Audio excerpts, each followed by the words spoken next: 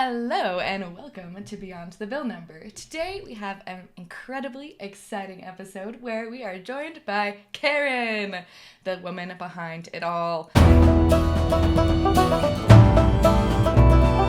We're going to talk about this year, some really exciting stuff, some big accomplishments at BillTrack50, but also how AI has changed and affected the way we all work, but also the way BillTrack50 works, and maybe for the better because these bills are getting so long, but we'll unpack that a little bit more. So, welcome to the podcast today, Karen. It's crazy. This is the first time you've been on, and this is essentially your podcast.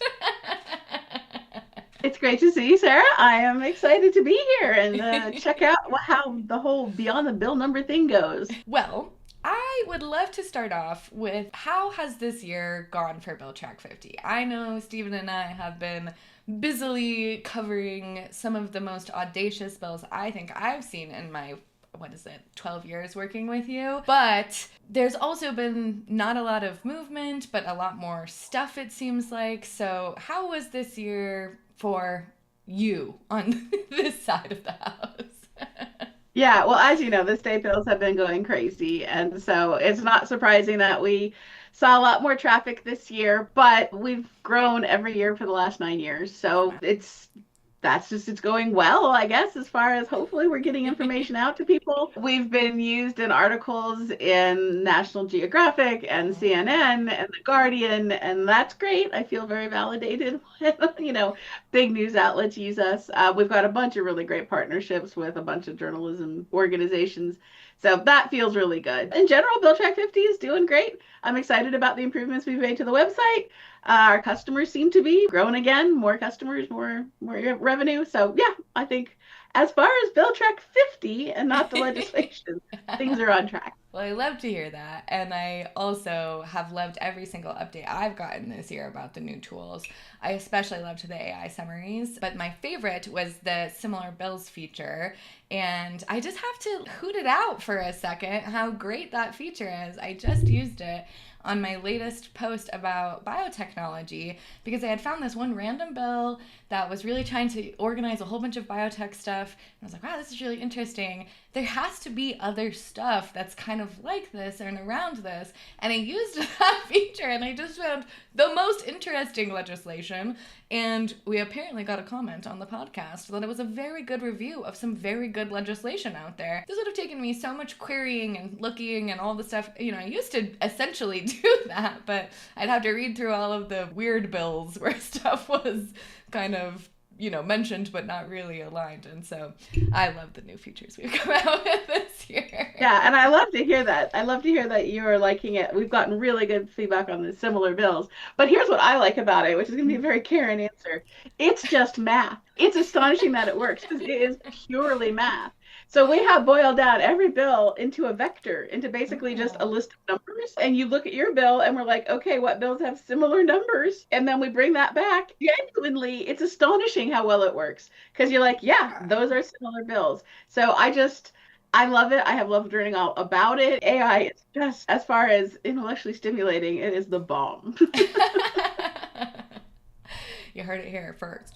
How many vector numbers do you have? How specific are the numbers? So it is 1064 is the list of numbers that we've got. So for each bill. And that's all it takes to summarize well enough to get that similar feature to work. Yeah, it's really amazing. It's practically a miracle. Wow, 1,064. That's less than the total number of bills that Congress proposed this year by 1/10. Well, yes, it is. It's a good thing we have those. Okay, so I heard that these AI features are not your biggest accomplishment for the year. What is the biggest accomplishment for the year? The big thing that we did this year is we launched our new regulation tracking and finally made it like it should have been all along. So it's always been like my secret shame. It's not a secret. I've let everybody know that the regulation tracking used to be at least you didn't have to read all the registers, but now it's genuinely what it should be. And it was just a huge project to get that to work. There was a lot of pieces that we had to get figured out because regulations aren't like legislation. And so to get it into that same easy to use spreadsheet and all this stuff about BillTrack50 was a lot. And it was really one customer who pushed us hard, and I needed that to get it to really needs to be. And now I am so proud of it. So I have to say that was our biggest accomplishment for the year was finishing and launching Regulations 2.0 and doing almost all of it in 6 or 7 months, which Oh my gosh. I just didn't think was going to be a thing. I mean, we were building on a base of having the old system, but yeah, getting it all done it was a lot. So I was Yeah, very that proud was of it. a sprint and a half for sure. Yeah, yeah. And we could talk a little bit more about the pieces of it, but I'm very proud of it. And I think it works now. You can genuinely look at regs and track regs and get alerts when regs change. So it's good. I loved it this year because one of my favorite episodes we did was with Dr. Jennifer Crosswright, who is the reg queen, especially in the family policy area. And having worked here for 12 years in some capacity, I hid from the regs. And I think maybe that's because they were hard or I didn't quite know. And maybe I didn't quite understand the value and impact of them as much. And it was just such an interesting conversation with her, and how she was saying that tracking the regs is actually how you can kind of get a quicker beat on what's generally happening and will be happening for different legislation and trends and things like that.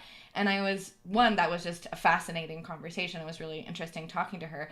And two, I was also just so pleased at how nice it looked and how easy it was to look around them, and I was like, this is a great tool. Like we're really figuring some stuff out here at BillTrack50.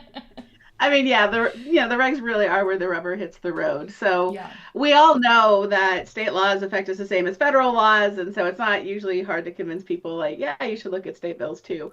But the regs, we don't think about it. We don't get to interact with it. It doesn't make our radar very much, except Mm-hmm. sometimes when the EPA does some new thing and we're like, oh, good, the water's going to get cleaner or not, Right. depending. But Yeah. we know we're aware of regulations, but they have the same effect. We all have to follow them, and in particular, businesses have to follow them. But it's the minutia of Congress is Yes. like, we want help with your kids. This is okay. What do we mean by that, and what are the parameters? And it's pretty interesting. And you can shift that stuff and change our lives without making a new law. You can just Mm-hmm. read for it what it means to have clean water, and that's yeah, it is. It is a good weather vane for where things are going. It's also what was interesting to me about that conversation, and something else that I've really been understanding, and I guess you could call it appreciating more this year, but I don't know if it's necessarily a sense of admiration appreciation I have. But people are getting pretty sneaky and smart with what we're doing in this country.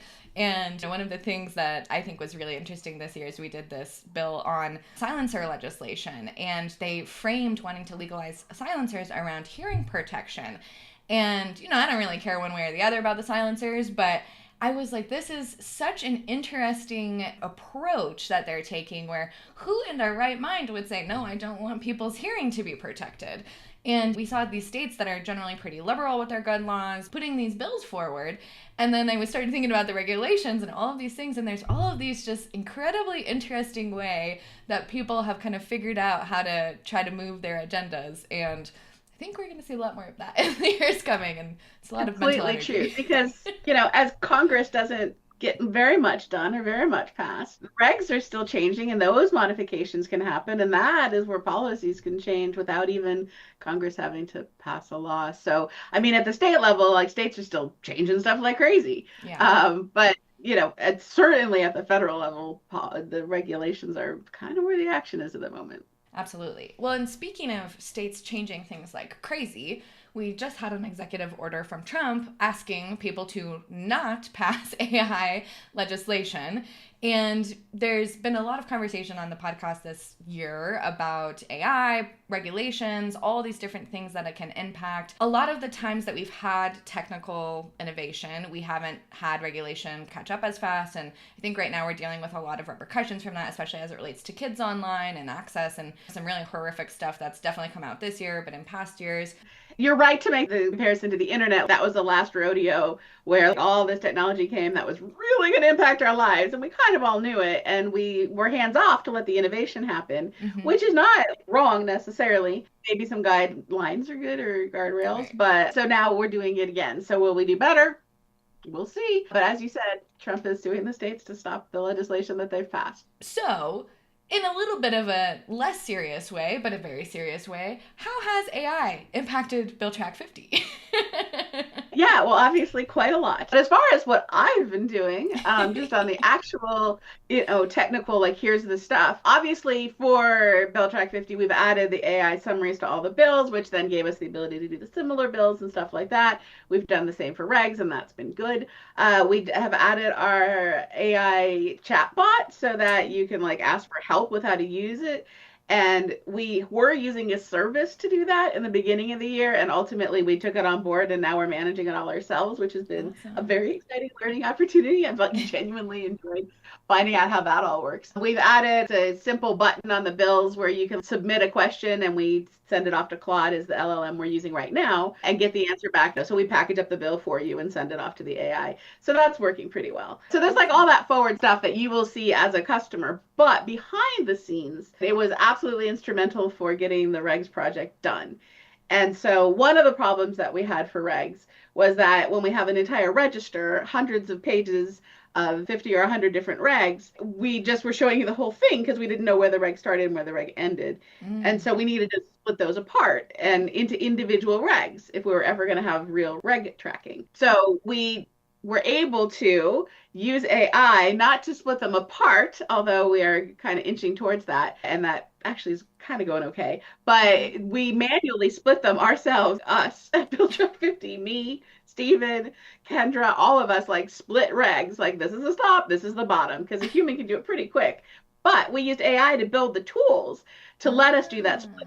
And we could put together those tools very fast and then update the tools, iterate on the tools as we were using it to go, it really would be helpful if it could do this, if it could do that. And then that let us fly through it. And so we split 2 years worth of regs individually, person by person. We each took a state and chop, chop, chop, chop, chop, chop, chop, week after week, month after month, all the way through all the registers. And we couldn't have gotten all those tools built and then the resulting analysis done without AI helping. So behind the scenes, Wow. AI really helps us build little helper programs so that we can accomplish the things we want to accomplish. That is not customer facing. No one's ever going to split it, you know. But it did help us. And then we had all of that data in a database, in a tool, and we could start to use machine learning to start to automatically split, which is kind of going okay. Our next step is trying to pull data out of the regs to populate the fields that we're missing. So we want to show the effective data on all the regs. And in some of the regs, like there's metadata, we can pull that out, or it's clearly delineated and we can parse it out. For the ones where we can't figure that out, we're trying to get AI to read the reg and tell us what the effective. Not quite there yet. Quite there. It doesn't get it right enough of the time, but it's getting closer and closer, and we're modifying how we've got it laid out and the prompts and all of that, and we're getting there. And hopefully we'll be able to start actually extracting data by having the AI read and get that information out. And that will be very exciting and very helpful for everybody. But again, that's going to be a behind the scenes tool in a way that we can use AI, not just to give you the AI chatbot, which is fine, but to actually like build better products faster, more complete, more data. So it's just changing everything. But everybody is having this experience, right? Yeah, it's so interesting to hear all of the different ways that you've been using it and behind the scenes. And as a consumer of BillTrack50, I've definitely noticed things and really enjoyed those advances. But it also sounds like, as the nerd and the math nerd you are, I also don't know if I ever thought about just how much data goes on behind BillTrack50, which is kind of crazy. And then to think about all of this that you're doing with all of this data that was already existing anyways and figuring out how to parse this before AI and work this out. Honestly, BillTrack50 is one of the most impressive tools I've ever seen in my whole entire life, and you've done an amazing job. No wonder you've been growing. Go on, do go on.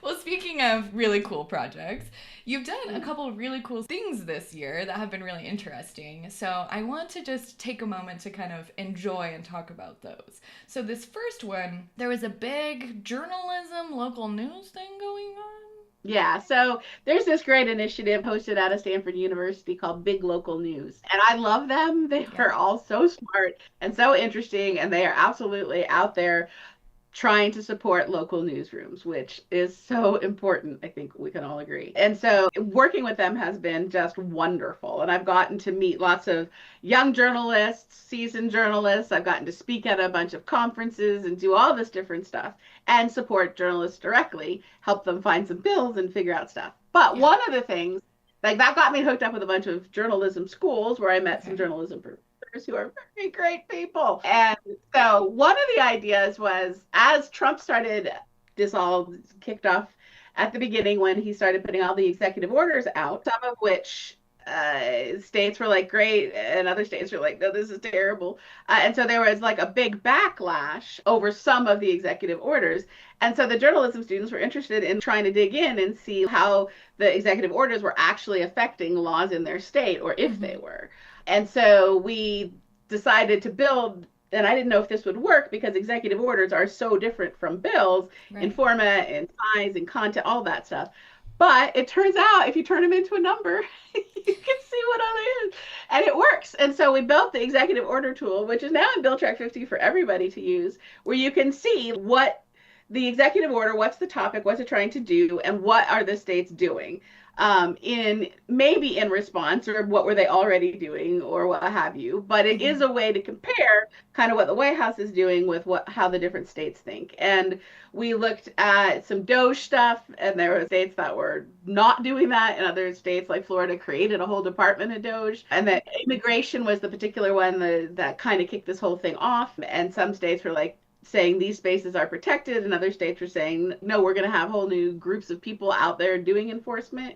DEI, states took totally different approaches, and it was completely interesting. And I loved working with the students and seeing what the resulting stories were. Loved that project so much. And it's great that it turned into a tool that we just put on BillTrack50. But one thing that the professor said, the resulting story was so interesting because he wanted to filter out and only look at bills that had crossed over. And I was like, well, but that cut, and he said, no, I'm only interested not in theater. I don't want the performative bills. I don't want bills that are just trying to make people mad. We're just going to the facts. We're going to deal with what might actually impact our readers, what's really going to become a law. And so he was trying to turn the dial down and remove the sensationalism out of it. And I just thought that was such a smart point, and I respected it so much. If we just concentrate on and just let all of the performance, the rigmarole, just kind of wash over you and focus only on what might actually matter. That seems like good advice for just getting through this whole thing. So I loved that. I loved meeting them. Like, they all had such smart ideas, and yeah, good stuff. And the kids are all right. The kids are all right. At least we're trying to be, I think that's also a really interesting aspect of this, because this is something I was thinking about a lot with the executive orders, and we've talked a lot in the years about just how much more performative legislation seems to be getting. And then you can also see that where I think it's 2.8% of the bills proposed this year actually had some movement teeth and passed, and a lot of them were ceremonial. And so it's just, we're living in this really weird time and a kind of a viral age, and how people are getting elected, I think, is also impacting how a lot of this government is working, and actually being able to be like, oh, we're only going to focus on what's actually happening. I do think the subject matter that they had to write about probably decreased by like 98%? Yeah, absolutely. But then that gave them helpful stuff that isn't trying to just, not trying to turn the heat up, just trying to get people some information. Yeah, it's very respectable. I like it. Yes, I love it. I love it. I love it. And then you also did a hackathon, I hear? Oh, yeah. So that was not necessarily directly BillTrack50, but it's definitely on the theme of the kids are all right. So this group in California, they were an association trying to encourage students forward, and they put together a hackathon with a prize, and they, on the topic of AI for legislation. Wow. And I was like, that's amazing. And then they got people to actually put in projects, and I was like, that's really amazing. So they got kids excited, and they worked on these projects, and they did all these different things, and I loved what they did, and I was very excited to be included and get to mentor and get to be a judge and all of that. And somebody did a predicting if a bill would pass in Congress, which, maybe a bit of an obvious idea, but executed brilliantly. Lots of really good ideas and really nice thinking in there. And it just warmed my heart to see somebody giving it genuine, deep thought and understanding, again, kind of paring back all of the theater and getting just a kind of what is the actual things that matter for a bill to move forward. And then another group of students put together a debate simulator, which I was like, that's weird. But I like launched it, and you can pick a bill, you give it a bill, and it reads the bill, and then you can debate a topic. So you say, like, is this a good or bad bill? Would be an obvious choice. And then you could type in your thoughts, and then your opponent types in their thoughts, and then it would grade you and say who won, which is fun. But you could also debate the AI. And so I did that with a couple of bills to test it, and I found that really deepened my thinking to see it's making the pro case and me trying to make the con case, or vice versa. And then it graded both sides and said who won. And you could get it to debate itself, and like it would play both sides. Which is a really fun way to kind of get at, like, what is good about this bill? What are reasonable objections to this bill? I just loved that idea so much. I was so impressed. Great stuff. Somebody else made an app for teaching kids civic in a kind of a Duolingo gamified way. Love that. Just exciting to see what people are up to and trying to build. And again, AI is letting you build these things more quickly, put together these apps and get them to the point where somebody could play with them and actually, make something pretty fun. So that wasn't BillTrack50, but I would just loved it, and it made me very happy to have that as a thing in the world. Well, we need a little bit of that, absolutely. All right, so to wrap us up, what do you see coming for next year? Give us the Karen take on 2026. Oh my goodness. Well, of course, midterms, right? And so from my point of view, that hopefully means, and it has in previous midterms, lots more traffic. We offer a scorecard product, and people put those up, and that drives tons of traffic, which is great. I love that people come and look up their legislators' voting record. That's wonderful. For us internally, we'll be doing more AI. We'll be working on new projects. We've got lots of ideas for things to do, improvements we can make, additional data we can try to get in there with AI's help. So we're still certainly going to be pursuing that. But kind of related, I've been seeing more and more customers who are trying to build their own AI products, and they need data to build them on. And some of those are so exciting. People have such creative ideas. And some of them, they show me what they're building, and I'm so excited to see it out in the world. If you can get the AI the right information, put the right stuff around it, you really can build something genuinely helpful that people can just get so much more work done or understand things so much more thoroughly. It's just, I am so excited with some of what our customers are building, and I hope that I see more and more people coming to us, especially now that we've got this AI data feed for the regulations that we can give people. Like, lots of people are building on that, and so that's just wonderful. Like, I'm excited to see how many more customers like that we can get and what they can build. So that is something I hope to see in the new year. Well, I love all of those ideas, and I'm really excited to see what else we unpack next year. So with that, we are going to end it. But thank you so much for coming, Karen. And for those of you listening, if this is your first time, we have new episodes in the feed every single Monday. And we usually unpack a very interesting bill. Some of them are not as journalistically integrity as those wonderful journalists. And sometimes Stephen and I do fall victim to the cannon fodder. But it's always interesting, and we're always trying to look beyond that bill number. So like, subscribe, and we'll catch you next time. Thanks so much again for coming, Karen. All right. Thanks, Sarah.